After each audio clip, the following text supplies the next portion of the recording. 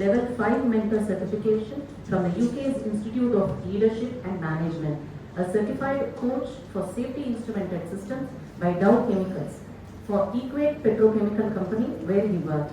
Mr. Balaelamaran began his career at NOCIL in Maharashtra before transitioning to Madras Refineries, Manali. In 1992, he moved to Kuwait National Petroleum Company, Kuwait, as an instrument design engineer. Over time, he rose from a senior engineer role to become the process automation leader at Equate, a leading petrochemical company in Kuwait, overcoming strong competition from local talent.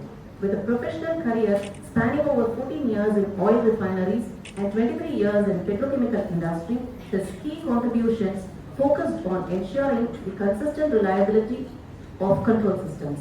Among his notable achievements, he played a pivotal role in educating industry professionals on the importance of safety instrumented systems and conceptualized critical aspects of industrial cybersecurity in the oil and gas sector.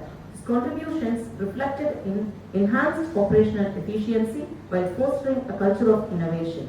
He presented several papers at both local and international technology conferences, sharing his insights on process safety and industrial cybersecurity. In February 2021, Mr. Balaelamaran took over the role of Vice President Operations at Al-Qauf's Alkali plant in Kuwait. In this capacity, he spearheaded strategic planning and management efforts, driving initiatives that bolstered the company's operational excellence. Under his leadership, the company set new records in safety, reliability, and production year after year.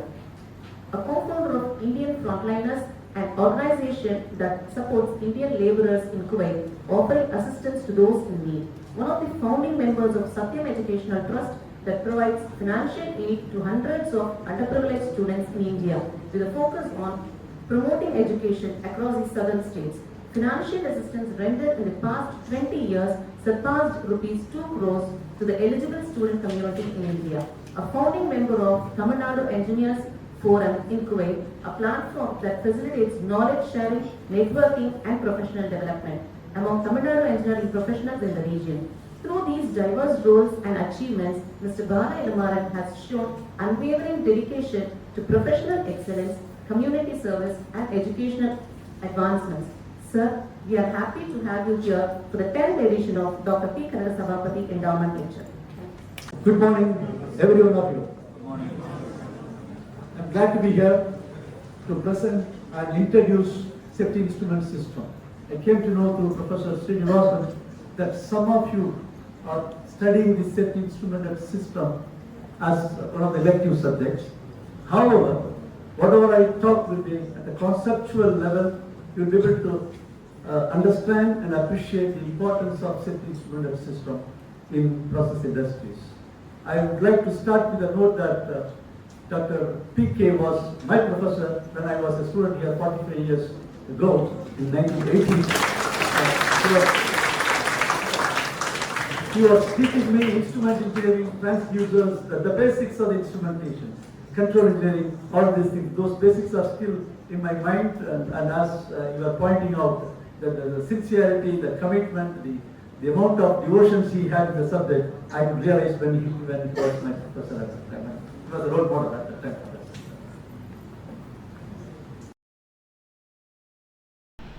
So, in order to talk about, when I talk about the fundamentals of the basics, in order to connect and in order to take you to some sort of continuity process, I will, for about 10 slides, I will talk about the very basics. When Professor Srinivasan took me around the control system lab and flow lab, I could see, there is no need to go to that basic level, but still, I'll just make a very overview before getting into the actual subject. To connect you to the subject, I thought those basics are very, very important. And then, before entering this basics of SIS, I will take you through those slides. And at any point of time, please feel free to stop me and ask the doubts. I will be pleased to answer your questions. I don't want to wait till the end. You can stop me, raise your hand, stop me and ask the doubts if you are having doubts. What is a process industry? You would have heard about oil exploration, oil drilling. Well, crude oil is the output. Oil refineries where gasoline, kerosene, diesel, the cooking gas at home, they are all the products. Power industries, when you talk about power industries, hydraulic power, thermal power, nuclear power industries, petrochemical plants where ethylene glycol, polyethylene, polypropylene, they are all produced there. And pharmaceuticals, food processing, steel industries, water desalination plant. Within brackets, I have given some examples also within India, just for the sake of understanding. For information, I leave the slides, copy here. I requested Dr. Srinivasan to share with you. Whoever wants to have, you can have these slides. There is nothing confidential here. This is all conceptual. Then I want you to take you through the common equipment used in those process industries. The pipelines, I visited the lab. There are 3-inch pipe, 12-inch pipe. The pipelines, kilometers and kilometers of pipelines are there in process industries. Pumps, compressors, heat exchangers, where the hot media exchanges heat with a cool media to elevate the temperature, to exchange the temperature. Storage tanks, where the intermediate products in the process industry and the final products like gasoline, diesel, they are all stored here in storage tanks. Distillation columns, fractionation columns. I saw your distillation column in your laboratory. Boilers, furnaces, turbines, and flares. Flares are the equipment where before emitting the waste gas, the unburnt chemicals will be burnt, and so that the atmosphere will not be polluted. Those equipment are flared. So basically the main equipment in process industries are these, though they are not the only equipment. Every process industry is having two types of assets. Human assets like you and me, and these equipment assets. Why these equipment assets are important? They are the one which produce the products, run the business, making the money. Like how you have a watt meter at home to pay electricity, and how you have a totalizer at gas station, petrol station I'm talking about. To pay for the petrol, you need instrumentation to run the process industry. So you have pressure measurement, you have flow measurement, you have level measurement, temperature measurement, and process analyzers like density measurement, pH, conductivity, oxygen content, carbon dioxide, carbon monoxide content. These are all the instruments mainly we are having. And I see most of the instruments in your laboratory today. And control valves, they are all the valves which are used in the process industry mostly. And on-off valves, this is what I did not see in your lab. These on-off valves, not different from control valves, they take two extreme positions, either open or close. So only two positions. And mostly the safety instrument system, 99.99% they are using these on-off valves. DCS, I saw multiple DCS, Emerson DCS here, Invensys, the Schneider, old name is Foxpro, Schneider, so our Foxpro man is here. Schneider, so multiple, Yokogawa DCS, they are all here, distributed control system. Right, nowadays, it has become order of the process industry. So, operator is sitting in front of these display screens, where those instruments that you saw in the previous slide, they are communicating through controller panels, controller cabinets. Even when I thought controller cabinets is going to be something new, I saw them in your laboratory. This is from where you run the PID control algorithm or any sort of control algorithm. So that will be in between these display screens and the flow pressure, the transmitters, basically the sensors that we are having in the field. So they are used for monitoring and controlling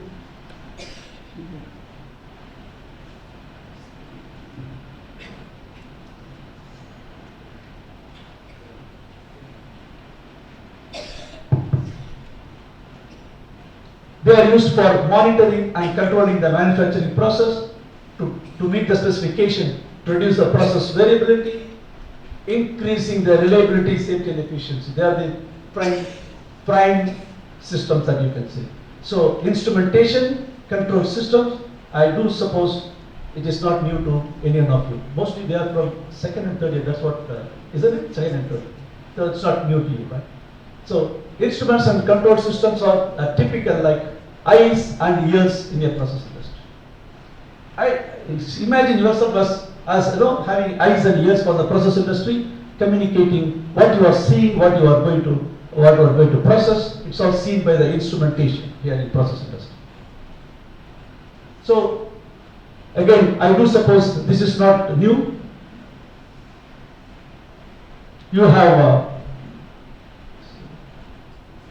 a sensor, the orifice plate, and the transmitter. I saw the transmitters in the lab. And you have the controller. This is the controller cabinet where you run the PID algorithm and the control valves. So typically process control loops have got these components. Sorry, you are not able to see this. This is not important statement. This is a typical display. The screen that you saw, it will have a display like this. From there the operator will monitor the parameters like flow, temperature, pressure, level of whether it is a tank, whether it is a column, whether it is a pump, whether it is heat exchanger. Those things are available as though it's a replica of the process unit in the plant. It is shown in front of him in the control room, and the instrumentation and control system, they are bringing the parameters in front of him to control, right? So, Mr. Elamaran, you just talked about what we know already. What is that something new?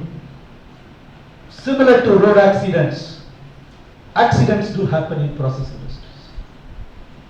So, it is not just on the road. I am going to give you some examples of accidents in process industries. Don't get frightened. Don't become afraid. I'm just telling you, similar to road accidents. Are you afraid of coming in the road? No. Similar to that, so don't be afraid of working in a process industry. I'm just trying to tell you that I'm just trying to connect safety instrumented system to the industries. That is why the subject is brought here. So accidents do happen in process industries. Bhopal gas tragedy, probably 99% of audience here would not have been born at that time. 1984, Bhopal gas tragedy, killing about 4,000 people, is an example of industrial accident. Chernobyl nuclear disaster. This is about a decade ago, a decade or more, 1990s I think. USSR was broken into 15 more countries. In 1980, before that broke up, in USSR, 1986, Chernobyl nuclear disaster took place. Officially, till today, they have not announced how many deaths took place. More than 100,000 died. Explosion occurred in 2005 at BP refinery. BP stands for British Petroleum. British Petroleum, but they are everywhere in the world. Texas City, killing not just 15 people, property loss. I showed you a lot of equipment, right? The equipment were damaged by this explosion. It took 2 years for them to bring back to business. The plant was not making money for 2 years. Killing 15 people is different. Not running the business in 2 years is also added to that. That's what I mentioned. Olefin plant in USA in 2013, killing 2 workers and injuring 167. I'm not going to give example only abroad. I'm giving example from India. NTPC plant in UP state in 2017, killing 38 workers and injuring more than 100. Lot of property damages. When you feel electricity cut at home, some plant in some corner is not running. Okay, maybe this was one of the plants in 2017. Vizag gas leak in 2020, styrene gas leak took place. The tank, this is the styrene storage tank. Styrene started escaping. It is heavier than air, so it was forming a vapor. when the wind blew, it took the styrene to the nearby villages, killing about 12 persons, hospitalizing 584 people, and loss of livestock and vegetation. What are the root causes? Some of the instruments were not working, some of the instruments were missing. For example, this tank should have multiple places temperature measurement. Temperature measurement was available only at the bottom, it was not available across. So multiple locations it should have been available. And the styrene gas that escaped, it was sensed here after almost the vapor cloud formed. When it started escaping, there was no instrument there to measure the gas escape. I'm telling you, your instruments have direct connection to the life of the people. BP refinery in Ohio, again United States. There was a damage in the fuel gas mixed drum. It is not only killing the people. See, it created $600 million. I'm sorry, I'm presenting in a dollar currency. Convert this into dollar, multiply by 88, and then you can see how much crores of losses it is. About $600 million loss in this. This happened in 2022, 3 years ago. I'm going to show a video. It runs for about 9 minutes. This video was released by Chemical Safety Board. This is funded and owned by United States of America.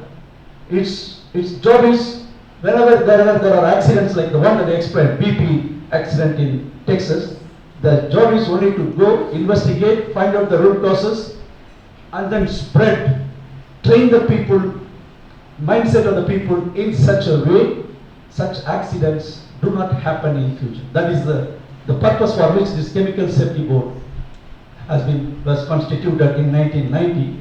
This incident which happened in 2005, they investigated, and I may stop in between to just talk a few statements just to tell you how relevant it is to you. It has got relevance to instrumentation, control system, electronics. That is the idea of showing this video.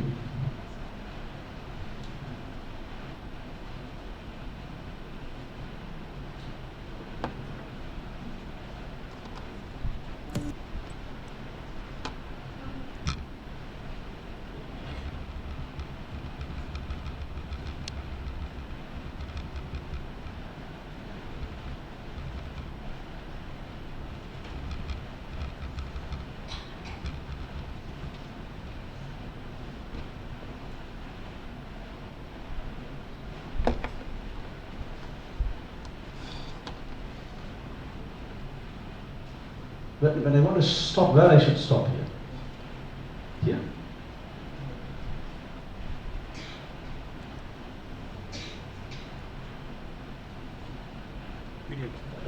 I want to run it. It will show some seconds. Okay, then I cannot stop it in between.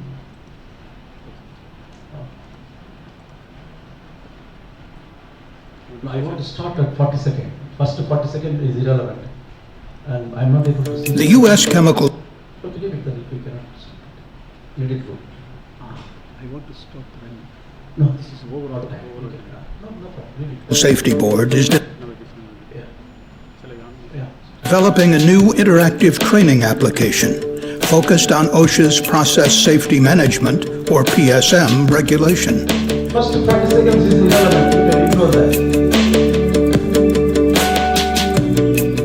The training will cover the 14 elements of PSM, using the 2005 explosion at BP's Texas City refinery as a model. Look for it soon at csb.gov. March 23, 2005, the BP refinery in Texas City, Texas. Several units at the refinery had been shut down for lengthy maintenance projects, which required nearly 1,000 contractors to be on site, along with BP employees. BP had positioned a number of portable trailers close to process units for the use of contractors and other maintenance workers. The workers were Over a inside the period of plants. months, BP had located 10 trailers for workers servicing the Ultra Cracker unit, including a double-wide wood-frame trailer that contained 11 offices and was regularly used for meetings. Though these trailers were located near the isomerization unit, the occupants were not warned the ISOM unit was about to start up, a potentially hazardous operation.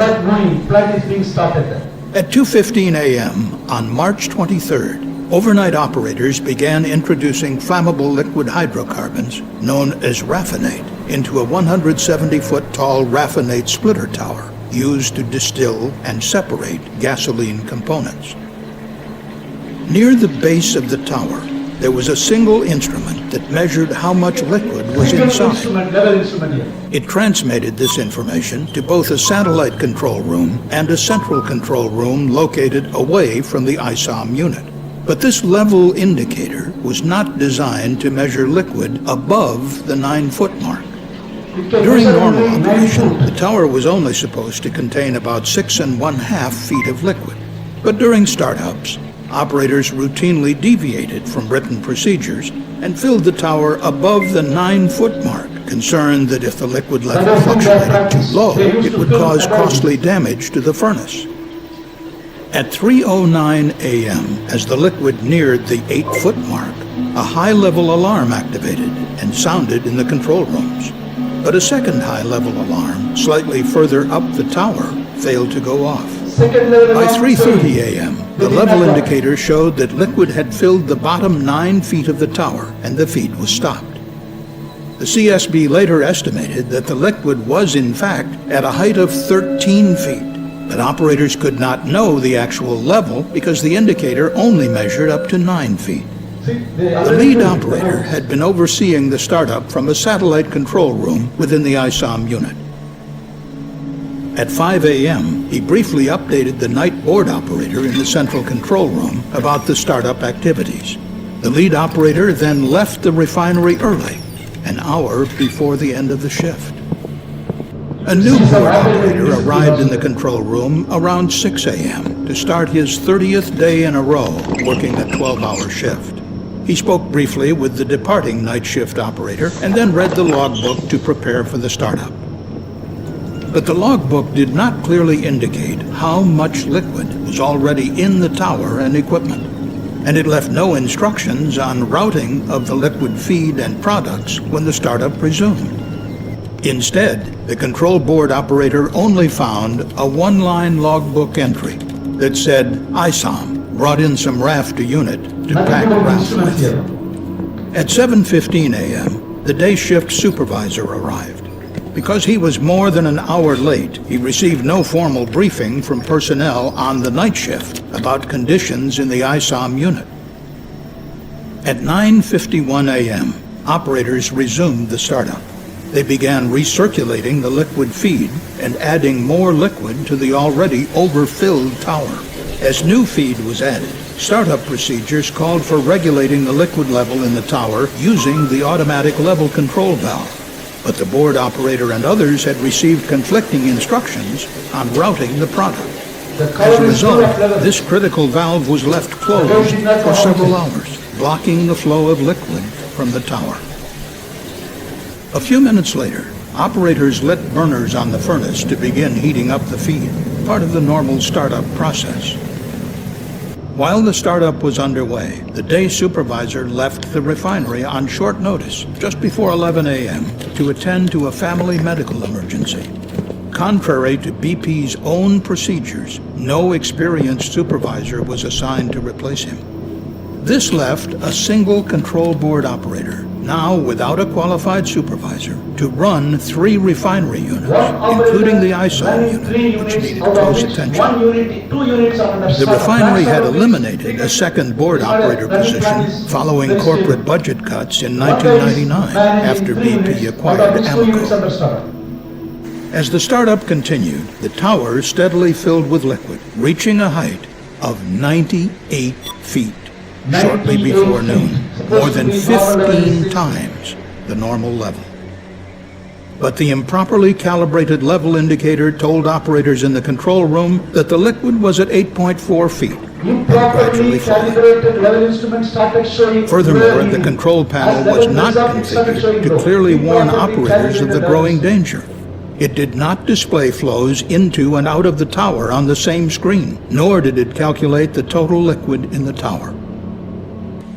Meanwhile, the maintenance contractors, who were not involved in the operation of the ISOM unit, left their work trailers to attend a company lunch, celebrating a month without a lost time injury.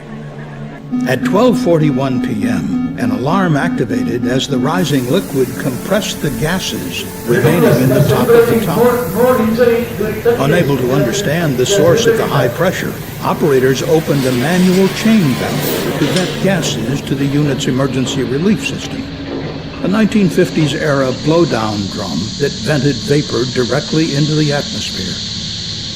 Operators also turned off 2 burners in the furnace to lower the temperature inside the tower, believing this would reduce the pressure. Nobody knew the tower was dangerously full. The operators did become concerned about the lack of flow out of the tower and began opening the valve to send liquid from the bottom of the tower to storage tanks. But this liquid was very hot. As it flowed through the heat exchanger, it suddenly raised the temperature of the liquid entering high up the tower by 141 degrees Fahrenheit. It was now about 1 p.m. Contract workers, unaware of the startup and the looming danger, returned from lunch and began a meeting in the double-wide trailer, in the corner room closest to the blowdown drum. Over the next few minutes, the hot feed entering the tower caused the liquid inside to start to boil and swell. Liquid filled the tower completely and began spilling into the overhead vapor line, exerting great pressure on the emergency relief valves 150 feet below. At 1:14 p.m., the 3 emergency valves opened, sending nearly 52,000 gallons of flammable liquid to the blowdown drum at the other end of the ISOM unit. Liquid rose inside the blowdown drum and overflowed into a process sewer, setting off alarms in the control room. But the high-level alarm on the blowdown drum failed to go off. None of the operators knew of the catastrophe unfolding in the ISOM unit. As flammable hydrocarbons overfilled the blowdown drum, operators nearby saw a geyser of liquid and vapor erupt from the top of the stack. The equivalent of nearly a tanker truck full of hot gasoline fell to the ground and began forming a huge flammable vapor cloud. The vapor cloud expanded in just 90 seconds, engulfing the unit and the nearby trailers full of workers. About 25 feet from the base of the blowdown drum, 2 workers were parked in a pickup truck with the engine idling. As flammable vapor entered the air intake, the diesel engine began to race. The 2 workers fled, unable to shut off the engine. Moments later, witnesses saw the truck backfire and ignite the vapor cloud. Powerful explosions swept through the area. The blast pressure wave accelerated through the ISOM unit, causing heavy destruction and igniting fires. The workers inside the trailers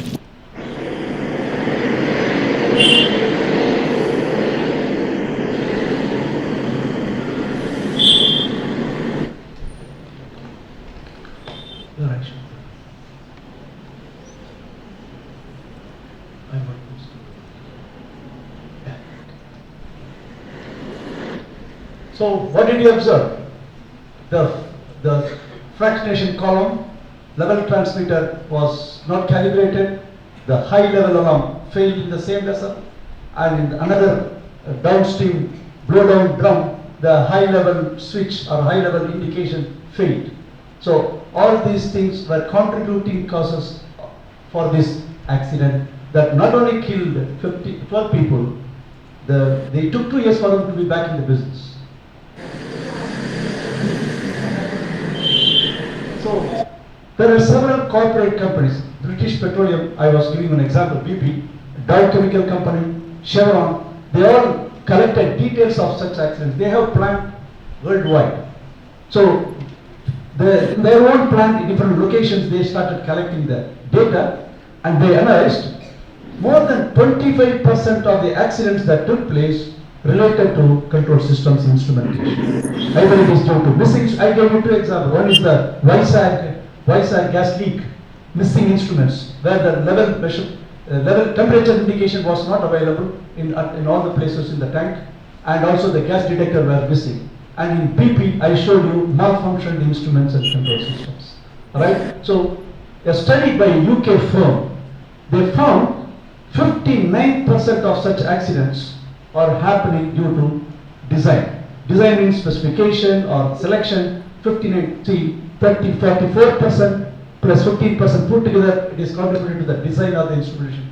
You people, when you roll out of the college, either you are going to be working in the instrumentation, design, engineering, control system, sales, supply, integrator, some such service. So the problem is everywhere. That's what I'm saying. So on the design side, some 59%, implementing changes without proper change management. What is this new word, change management? You are all using maybe iPhones and other smartphones. When you change from iPhone to one version to another version, is it seamless? At least I used to find a lot of either contact is missing or app is missing, even iPhone to iPhone.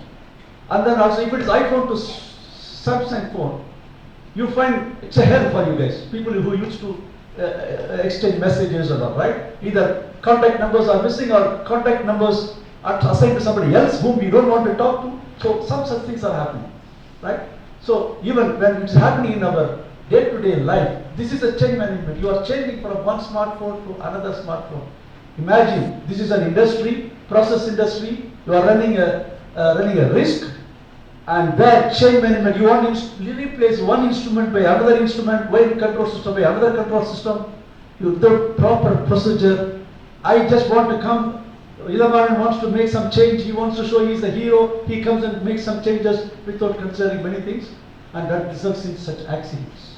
There is no proper change management. That's what I'm saying. So 20% of in such incidents, of all the incidents, more than 25% of the incidents are assigned to either instrumentation or control system. Out of that, this is their research data. So 20% is due to change management, 15% due to operation and maintenance. So problem could be anywhere. So what does it mean? We face risk of accidents in process industries. That's what happens. So consequences of such industrial accidents. What are the consequences? I'm just summarizing here. Loss of human lives, loss of physical assets that drives you out of business for as long as 2 years, 3 years, or maybe even permanently. Sometimes if you are lucky, it happens, you are back in the business in a week. Loss of production losses, environmental damage, corporate image.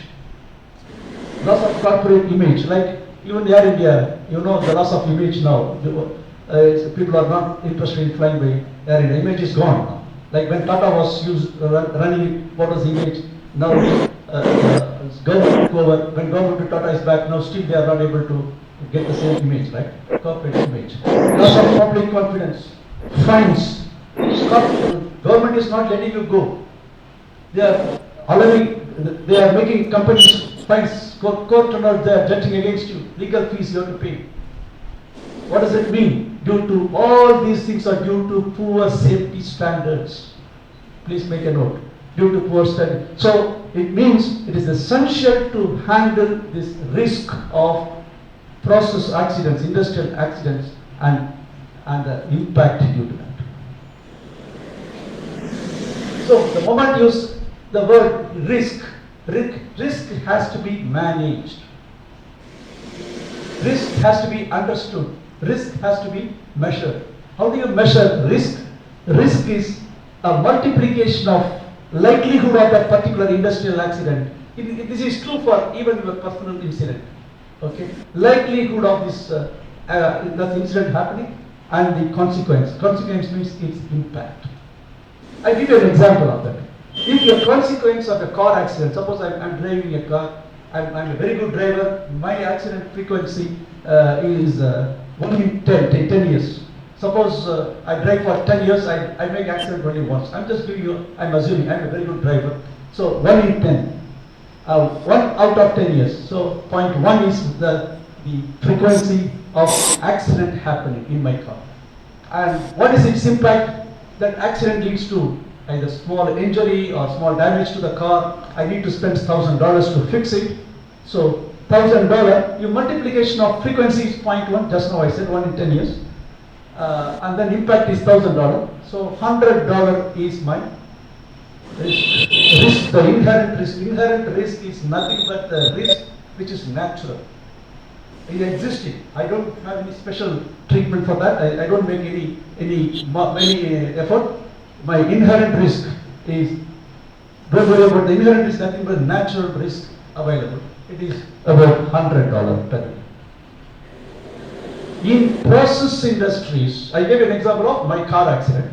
I am a very good driver. Assuming if I am a very bad driver, the frequency increases. Or if I am on the road more number of times, yes, the frequency increases. In process industries, inherent risk runs to loss of millions of dollars. I gave you an example of 600 billion and 2 years out of the business. Imagine what would be the loss. So this is the loss of billions of dollars due to business interruptions and loss of lives too. So risk is very high in process industries, and we have to contain the risk. We have to not only understand the inherent risk in the basic design, the naturally existing risk, we have to process, we have to do something to bring down the risk, right? So that's what how to reduce the risk? Very simple. It's a multiplication of frequency and consequence, right? Either you reduce the likelihood, bring down the frequency, or bring down the impact. How you are going to bring it down? This is what is going to be the rest of the session today. So reduce the frequency of occurrence or reduce the impact. So can the risk be eliminated? Anybody here? Can the risk be eliminated? No. Risk exists. Whether you like it or not, risk exists. You come from home to the college, even move within the college, some amount of risk is there as an example. Can you, if you say, and my risk is 0, you are lying. There is a risk, maybe 0.1, 0.001, some risk is always there. Right? So risk cannot be eliminated. Only thing is you can say whether it is intolerable risk or intolerable risk. So risk of intolerable level is also to be defined. What is tolerable risk is also to be defined in terms of understandable terms. So reduce the risk by making some effort. You have to make some efforts in the industry to reduce the risk from intolerable level to a tolerable level. Okay. One fatality every 100 years. Fatality means death. One death every 100 years is acceptable to my industry where I am working right now. My control systems, my whole process plant is designed in such a way with a motto of one fatality every 100 years. What does it mean in terms of year? 0.01. 1 divided by 100. 0.01 death. It is meaningful. Well, 0.01 can the death be there when the number goes high, meaning the number of population goes high, that 0.01 into the number of population will be a significant number. So 0.01 in death per year is acceptable. If one death happens every 100 years, it is acceptable to my industry. When the industries are many, you might imagine that number will go high, right? And if there are 1,000 industries, for example, even forget about 1,000 industries, I'm talking about one scenario, one harmful scenario. The video talked about one harmful scenario of level going up in the fractionation column, raffinate column, right?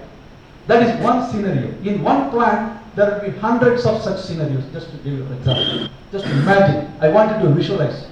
So 0.01 death per year is acceptable to my company where I am working. Or if some incident happens and I am losing only $500 million per year, this is acceptable to my company. If anything more than that, I have to treat, I have to modify the system in such a way that it is contained within that. I'm just giving you, who will define this tolerable level? I told you, risk cannot be eliminated, okay, agree? Risk has to be brought down from intolerable level to the tolerable. Who defines the tolerable level? It is the corporate management. They define, management defines. They are answerable to multiple people outside, legal authorities, regulating authorities, they are answerable. So they define this. Or government regulations are there. They define how many accidents are, death in the accidents are acceptable. Government is defining. Most of us probably are not aware. But government has got their own regulations. So the regulations are there, the rules are there, demands are there. Where the problem is, it's a question of implementation. That we will talk about it a little later. Okay. So risk has to be reduced from an intolerable level to a tolerable level. In simple terms, as low as reasonably practical. What does it mean? If you spend more money, it is of no use. You cannot, we are only in the ending of spending money, you are not going to reduce the risk further. So, as low as reasonably practical. This is an industrial term that you guys can remember in future. So, what we have seen, number of I gave you example of high profile industrial disaster incidents that happened in 80s and 90s. Similar incidents, I gave you only a few. Multiple incidents have happened, but I gave an example. In India itself. Instruments and control systems were direct costs. You are all electronics and instrumentation guys, right? The instruments you are going to deal with, you are going to be either in design or, of course, if you are going to IT, I am not going to talk about it. Even IT, it comes later. And when I say IT, if some people are maybe joining IT field, that is different. Even there it is involved. Maybe during our personal discussion, we can pick up. So, wherever you go, whether it is design, whether you are consultant road, wherever you go, whether it is installation and maintenance, and all this is involved. So, instruments and controls are very direct costs, and some other incidents, they are better designed or more dependable control system. More dependable control system could have reduced the accidents, the frequency of the accident, the severity of accidents. Then what happened because of these incidents in 80s, 90s and later, international standards, national standards have started developing. They started demanding SIS, Safety Instrument System. So I'd be happy if you remember this abbreviation SIS at the end of this class. Whenever I say SIS, it is nothing but Safety Instrument System. So please remember some of the terminologies or abbreviations I'm using here till your career. Okay. So whenever I say SIS, Safety Instrument System, the international standards have come up, including India, evolved demanding SIS, and formal adoption of SIS requirements by government's regulations. This is how SIS came out.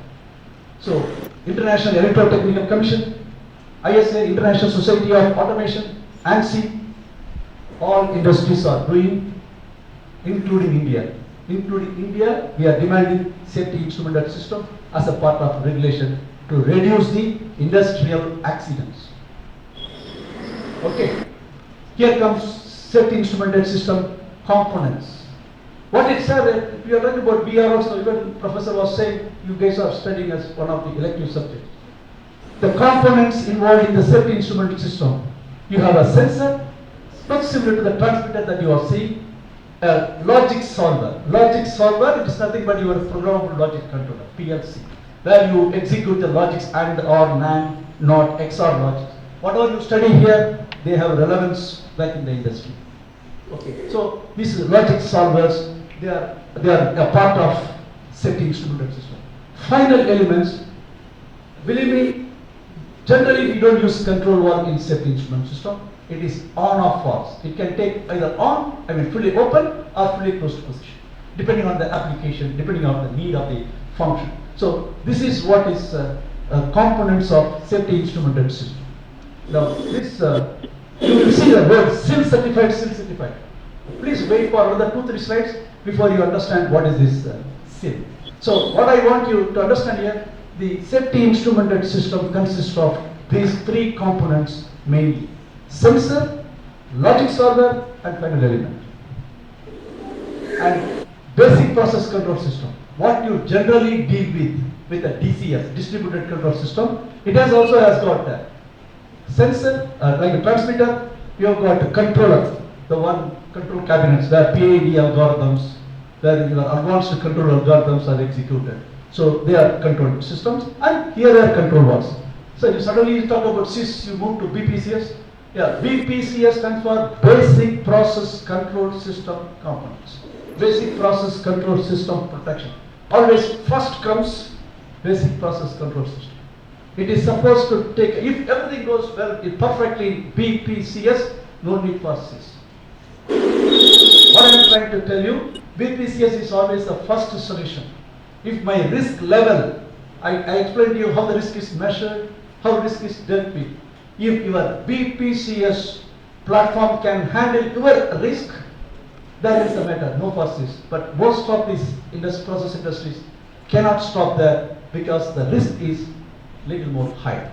So what I want you to understand here, the abbreviation BPCS, what it stands for, and this is the first level of protection. This protects first. Just again on the road, just to give you an example of how do you remember this BPCS. You are on the road, you are using steering control, your accelerator control, and brakes control. Imagine this is BPCS. Nothing up. Take this to process industry. You have level control, temperature control, flow control. These things are BPCS. Basic Process Control System, giving a protection. Not all are BPCS. Though you just know you said it is DCS, you just know you said this is first level of protection. Not every time, every control you make is leading to industrial disaster. Suppose you are doing some water measurement, incoming water, so just I want to pay to the electricity board, and I want to pay to the water board. I am just measuring the water, I am controlling the water to meet the level in my tank inside the process industry. Then it's not going to be hazard, it's not going to create any harm for me. Then there is no protection there. There are just mere indications controlling the level.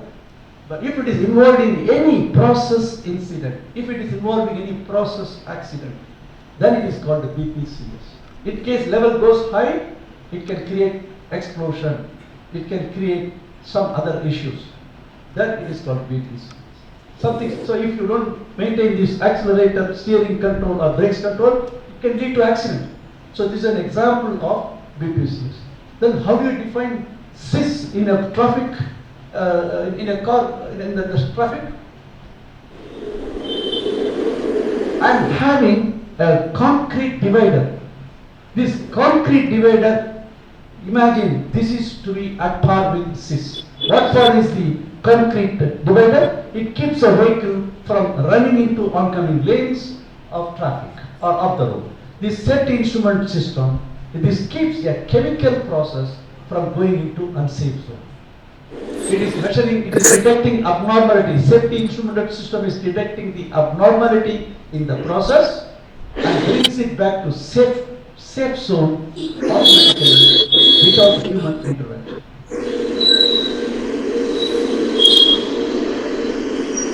I told you some of the terminologies I want you to remember. One is SIS, Safety Instrumented System. And also I told you to wait for a couple of slides to explain what is SIS. It's coming here. SIS, as told you already, hardware and software involved in the safety instrumented system. It is SIS. The hardware itself is called SIS.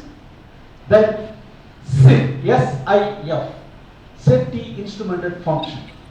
When a level goes high, don't allow the input, close the input valve. Don't allow anything to come inside the tank when the level goes high. This is one example of safety instrumented function. So, what the function, SIS is designed to do what function? When the level goes high, input should be stopped. That is for what it is designed. So, sir, this is something similar to BPCS, right? I'm talking about first level is BPCS. The second level, when I give you more example, you will understand. I'm going to give you more example of BPCS and SIS coming together. At that time you will understand. Now you understand SIS also doing much similar to BPCS function, but one step higher. Here it is, as I told you, only two actions for the valve, close or open. There is nothing in between like a PID, 10%, 20%, 40%. No control valve business here. Always take extreme position. So it doesn't stop here. When level goes high, it completely stops the inlet, zero. Okay. So that is a safety instrumented function. Then safety integrity level. Safety integrity level is nothing but the reliability of the system. How reliable it is. How I have a 3 component here: sensor, logic solver, final element. When there is a team of 3, more than 1, it involves not only safety of 1, it involves the safety of the dependability of 1. It involves the dependability of all the 3, right? Like your own. So one guy says, I will do it. Hey, don't trust him. That very will always say, but he'll never meet his word, his commitment. This is reliability, dependability, right? So similarly, now Senthil was calling me many times. He's fed up with me. You keep telling that I'm coming, but you are never coming. No, he has the dependability on me. He has lost. I'm talking about our Senthil on me. That's what I'm saying. Just to give you an example of. So this is nothing but the dependability of these devices in executing the safety instrument. I already told you, industrial accidents are happening. Safety instrument system is a regulation. National standards are demanding. Then it should be dependable. When I design a system, it should be dependable. There should be highly reliable. How do you measure the reliability? Safety integrity level. There is a function. That function, safety integrity level, should be given to that function. How far it is trustworthy? Nothing but. So the word integrity relates directly to trustworthiness. This is where you have a SIL 1, SIL 2, SIL 3. SIL 1 is less dependable, SIL 3 is highly dependable. Again, don't worry about this. Same thing. I'm introducing a new abbreviation, so I don't mind repeating it. SIS, safety instrumented system. SIF, safety instrumented function, what the SIS does, and SIL, the dependability, the trustworthiness I told you. Now, you need to understand another terminology. I don't know whether it is a part of your elective subject. Probability of failure on demand. PFD. Probability of failure on demand. Probability that a safety function can fail at times of need. Probability of failure on demand. Probability that a safety function can fail at times of need. I give you a very simple example. You are on the traffic, you apply brake fails. When it is a need of the hour, the brake fails. What is the probability of failure on demand? When the traffic needs, I should apply brake and I should stop. This is probability of failure on demand. What is the probability? So, if I start giving some number, you will say, I want simply for everything. So, you go on the road in a car, you apply brake 100 times, 200 times, it fails 1 time, is it acceptable? No, it's not acceptable to you. Maybe 10,000 times is acceptable. Maybe 100,000 times, then the frequency comes down. 0.01, 0.001, 0.0001, like this it goes. The failure rate has to come down to increase the trustworthiness. So, this is what is the PFD.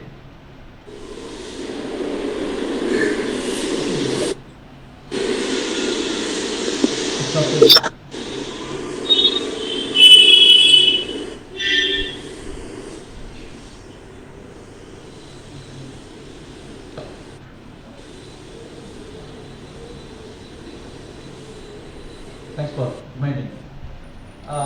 SIL 1, SIL 2, SIL 3. Even up to SIL 4 you have. SIL 1, if the failure is 1 out of 10. I have applied brake 10 times, only once it fails. If it is between that 10, I apply 100 times, it fails 1 time. If the design of the system is in such a way, it is SIL 1.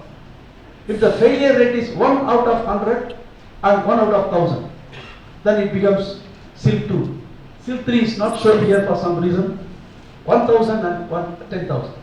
This is, if I apply 1000 times, 1 time it fails. Or I apply 10,000 times, 1 time it fails. That is SIL 3. Take this to the industrial scenario.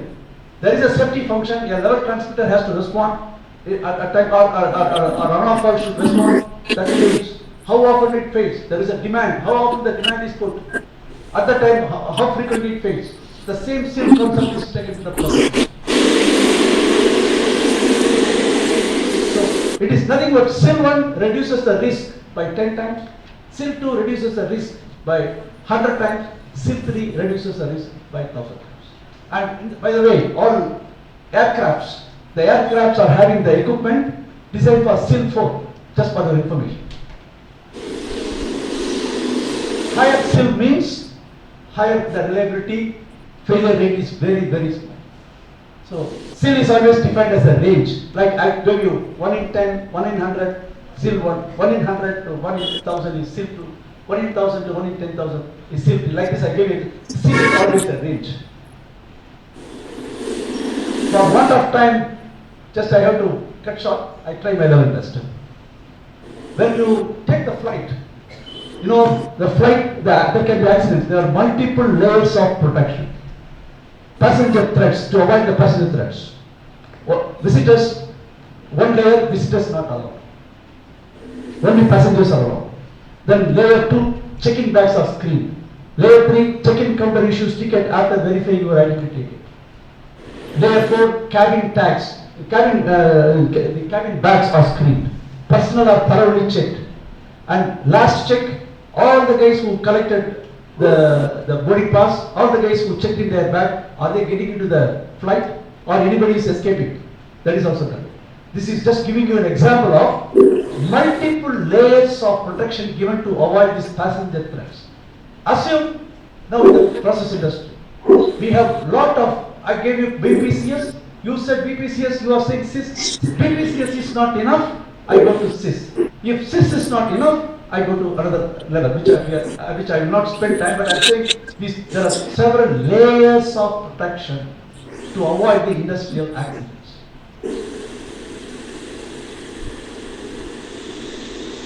So, I'm just going to, for want of time, I'm going to give the example straight away. I told you, I'll give you some example. These two examples should make your understanding clear. Now, here is the tank where I am supposed to measure the level at say 50%. In case of overfill, that overfill can create hazard. Stop there. Now what I do level measurement by measuring the level, by having a PID controller, I have a controller. This is my first level of protection. It is doing, this is BPCS. You should avoid the overfill. It should not come out. So, is it not enough, Ilamaran? It is not enough. Control word can fail. Level transmitter can fail. PID controller can fail. So, what do you suggest? I am providing another level transmitter, second level transmitter. I am providing alarm in the DCS. Operator will notice this alarm and then he will take some action. This is the next layer of protection. Then operator is giving hundreds of alarms he is receiving. Are you sure he will respond? Maybe he will fail. Then I have to protect. What I am saying, I am providing, after this, assuming this first level fails, assuming the second level fails, I am providing the third layer, which is another CIS transmitter. This is where that SIL certified transmitter. How far it is dependable? It is certified by standard institutes. Each transmitter, the transmitter that you have here, if it is going to be used in CIS application, it is going to be certified by standard institutes. So I use CIS transmitter to measure the level. Then logic solver, CIS certified, again it is certified for particular SIL. And then I have SIL certified valve, on-off valve. This is my third level. If, assuming this also fails due to some reason, I have a pressure relief valve to release and take this to a safe place. It should not be in the immediate state. This is one example of BPCS is not enough. I provide operator intervention, and then I provide, in case he fails, I provide CIS. CIS is the last level wherein it is automatically brought back to safe state. In CIS works, it stops you here. It stops the input coming to the vessel. That is controlling them. I am giving you the second example to make you understand what is the difference between BPCS and CIS. Here is a tank where the temperature is very important. Now I am exchanging the heat with the steam here to to admit a heat fluid here. The temperature is measured, so when the temperature goes high, it will control the steam inflow, and then the extent of heat is controlled here. And here is a jacket which is having cooling water. Now, see here, first level, temperature is measured, this is controlling the steam level. So temperature control, suppose this fails, what happens? I provide another level. Here is a second temperature level measurement, that is admitting the cooling water to measure into the, to control the temperature, admit this into the jacket, controlling the temperature. Then what happens? High pressure alarm. Charles law, when temperature shoots up, pressure shoots up. So pressure is not temperature is measured, temperature measurement, maybe something is wrong. So here I providing alternate, when the pressure goes high, operator action, operator is taking alarm. That is another layer. Next one, in case still the temperature goes high, this pressure, another pressure response, as I told you, Charles law here, and then it stops the incoming flow into the tank. So PPCS and CIS are coexisting to stop industrial activities. So each is I am just showing by one layer. This is here is the disk. These holes are real holes, mean defects in the system. I told you BPCS level, probably this is the first level BPCS level, second BPCS level, operator action, and then CIS action. If all fail, then only the accidents happen. So the frequency here, if it is 1 per year, 10 times reduced at the end of this. If everything goes well, it reflects back, we bring it back to normal. If it fails, this controls, but risk is reduced 10 times at every level. So at the end of this, 10 to the power of 10 minus to the power of, 10 to the power of minus 4 times, 1 in 10,000.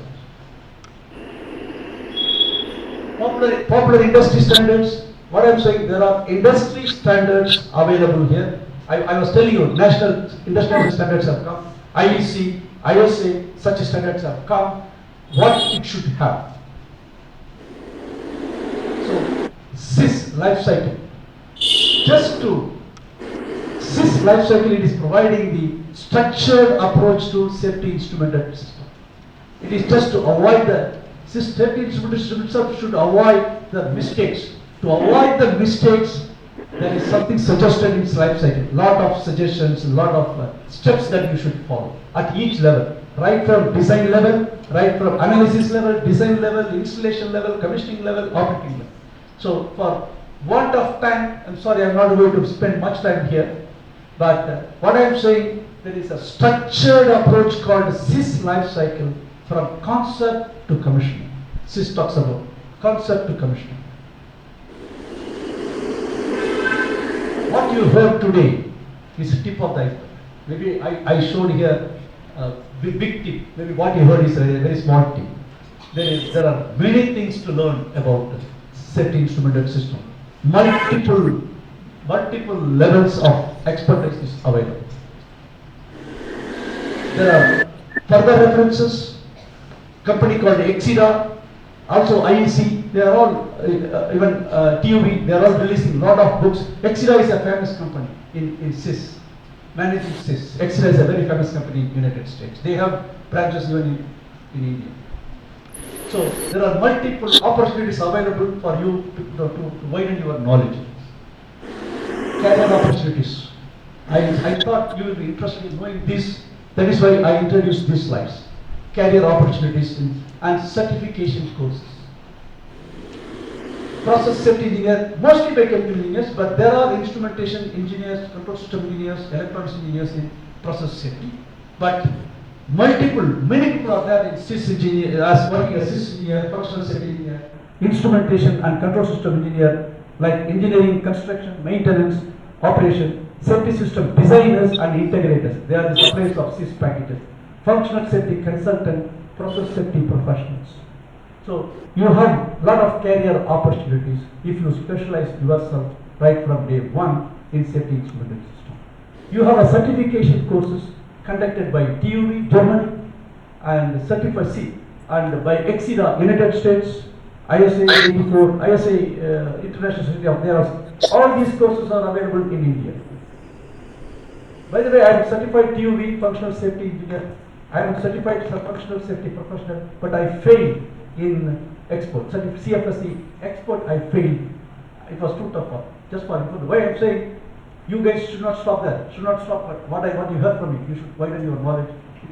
Your target should be CFSE, Certified Functional Safety Export. TUV is maybe relatively easy. The one conducted by HRA is very tough. Aim for that. I would suggest. So ISA also is conducting such courses. If everything has got the courses, organized courses, that will increase your knowledge, widen your knowledge.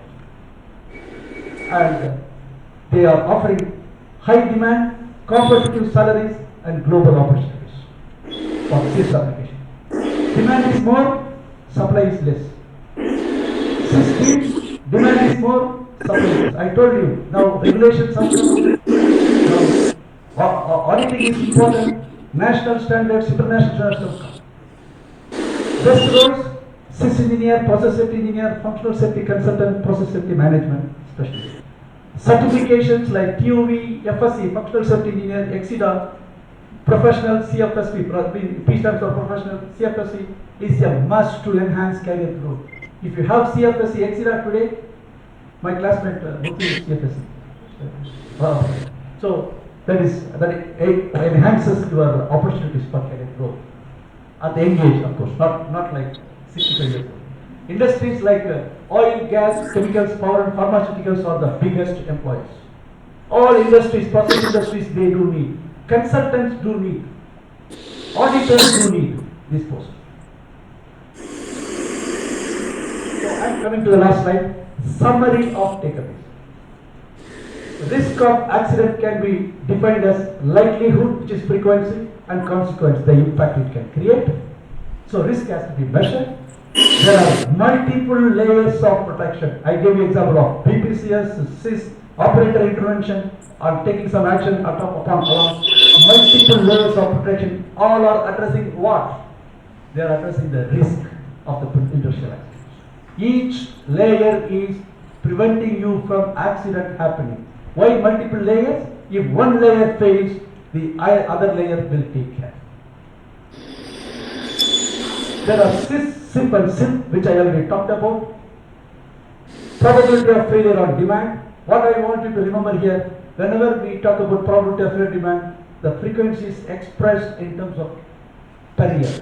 If I say my accident level is 1 in 10 years, 0.1 per year. 1 in 100 years, I told you, my company accepts 1 death every 100 years. What does it mean? I should design my system, my statistics, my mathematics should prove, my data processing should prove that the death rate is 0.01.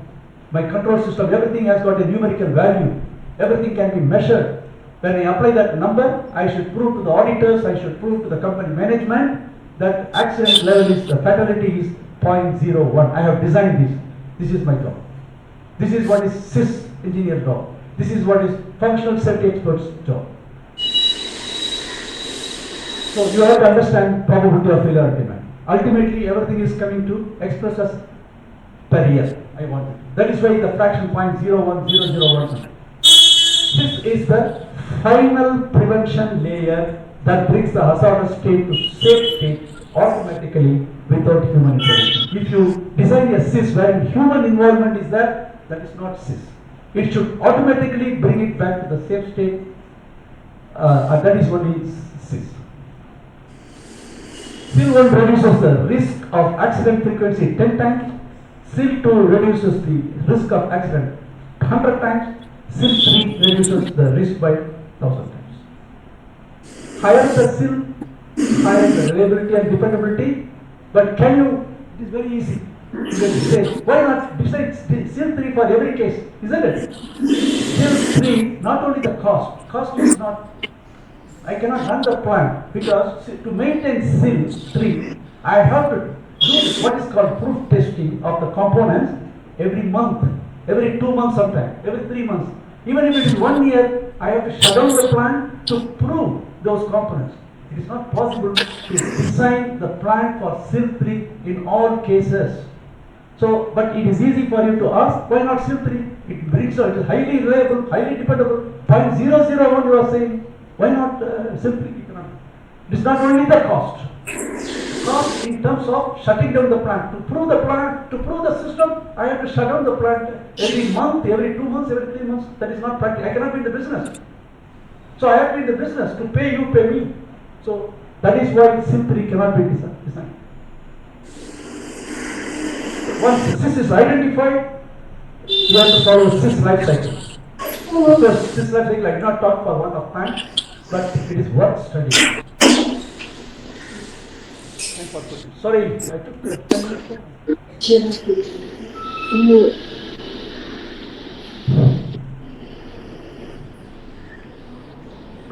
Any questions? I just have one. Any questions? I just have one question. Yeah. Really, your presentation was very nice. It was mesmerizing about safety instrumented system, and just the slide on the tip of the iceberg. It was very nice. The slide was very nice. But I just wanted to have one question, because you were just showing about the video. We were able to have the sequence of operations we were having it and where the problem has started. But it has been, whether it was the problem of the design, because we say that the higher limit has not been there because it failed. Again, it is on the second, I think on the blow down ball also some has been failed. If I have just chosen a proper sill level, if I have chosen it, this should not have happened. Whether the design problem it was there or what could be.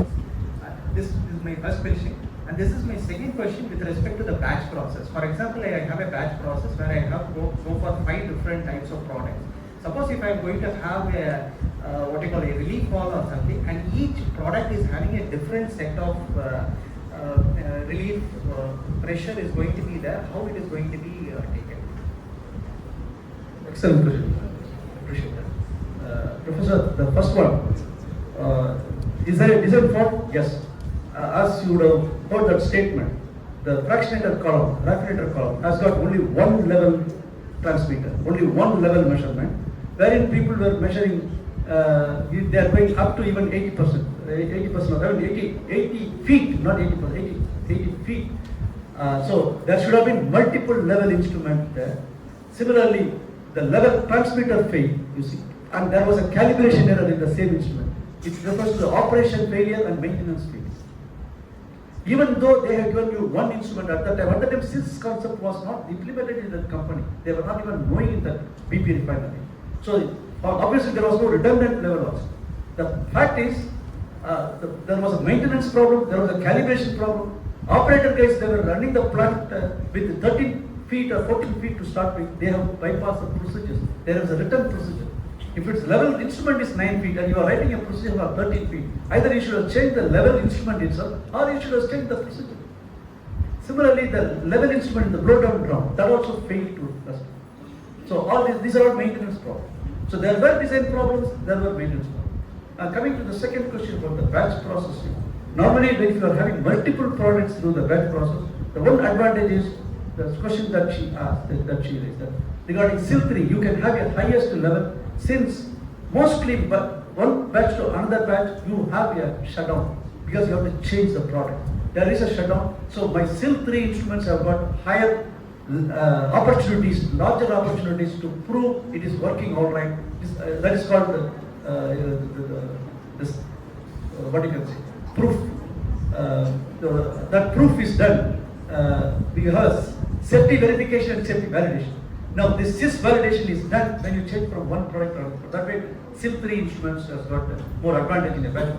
And when you change the batch to batch and chemical to chemical, you should design it for the worst case. What will be the worst case? Maybe one will be less hazardous, while the other one will be highly hazardous. And if single facility can produce both, you should design for the worst case. If it is not what you can say, otherwise if you have money, you can design one set of equipment for one product, another set of equipment for another product. Hopefully, many people will not, even if they have, they don't want to spend money in duplicating the facility. If there are multiple products produced from the same batch plant, same facility, they will design it for the worst case. Did I answer? Any more questions?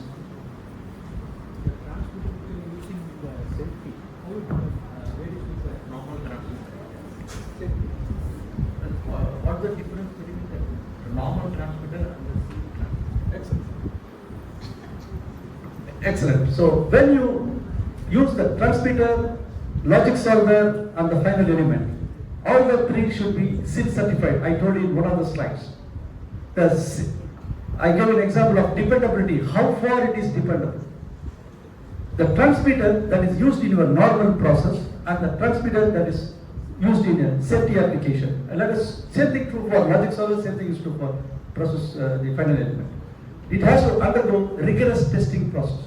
It is not that every transmitter needs to be tested for it, but in the case of SIL, every transmitter is though every model, every sample, one transmitter is sent there to the standard institutes. There are standard institutes available. They are doing for a fee. They take it through several, whether it is vibration measurement, vibration testing, whether it is electromagnetic testing. You imagine even the code testing. Everything is, there are codes inside. The software codes are inside the transmitter. Everything is electronics now, right?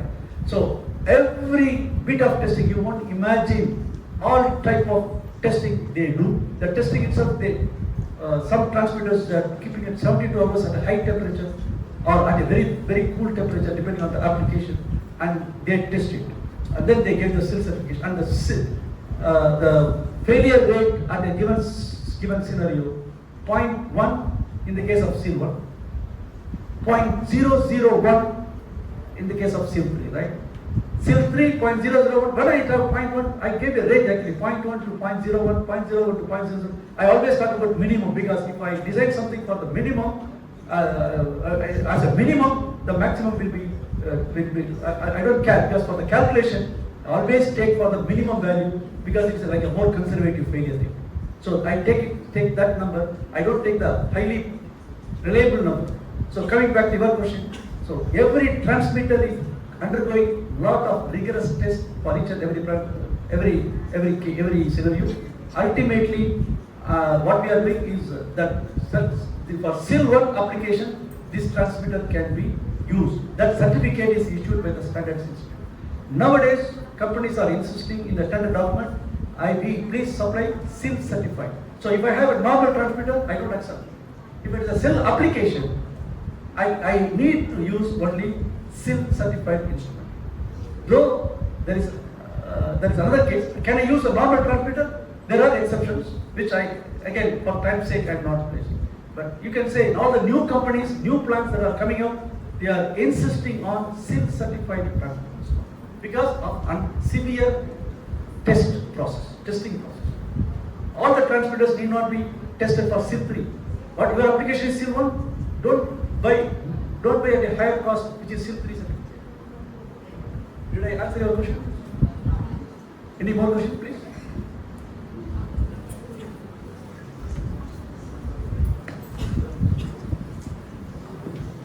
Sir, it is said that to check the SIL 3 operation, we have to shut down the operation for every twice or thrice. Like in 2 months, we have to shut it down. What if we don't shut it down and we do it continuously without shutting down the whole process? That SIL 3 certification is lost. You cannot take in your calculation. This is, I told you, ultimately take my company case. My company is accepting 0.01 death per year, meaning only 1 in 100 years. This is what my company is. Supposing I design one SIL 3 system in one of the applications, and it is no longer SIL 3 because SIL 3 requirements are, I should shut it down to prove this is SIL 3. This is the proof testing. It is in terminology, technical terminology, it is called proof testing. That proof testing says I should shut down this, rather that valve should be take full position, full close to full open position. It should take every 2 months or every 3 months. That frequency we are testing, even if it is 1 year, it is not acceptable to me. Forget about 2 months, 3 months. So if it's a batch plant, maybe I want from one batch to another batch, it is possible there is a shutdown. But if it's a continuous process plant, I cannot take a shutdown just to save SIL 3. So I will always try to shortcut. What I will do, I tell you the shortcut also. Instead of designing one SIL 3, I will go for one SIL 2 application and one SIL 1 application. So put it together. So in the layer of protection, I will have 2 SIL layers. SIL 1, one application, one layer. SIL 2, another. Anybody else? So answer answer is I'm losing that SIL3 validity. I can't, that calculation is no longer valid. Sir, after implementing the SIL3, have they analyzed SIL certification in the instruments? Have they analyzed the performance? Yeah, this is where the operations and maintenance come into picture. Every incident is captured by the data, by the company data. And I told you, national standards are there, international standards are there. Where comes the problem? The implementation. If the accidents reduced, they have analyzed that. In that case, they started analyzing. Very good After question. implementing it. Yes, the incidents, if you take by the company, it is left to the individual company to keep the record. The industrial records say that particular company, say I give you BP, and the company where I was working, Dow, reduced by 1/10. Earlier it was happened 10 accidents, it has come to 1 accident in reality. But individual companies also have got the responsibility of maintaining their records, and when there is some incident, they should immediately analyze why it has happened, and then they should, they should try to improve, fix the mistake. And thank you, sir. You have almost completed 50 units of industrial instruments in 3 years. No, thank you.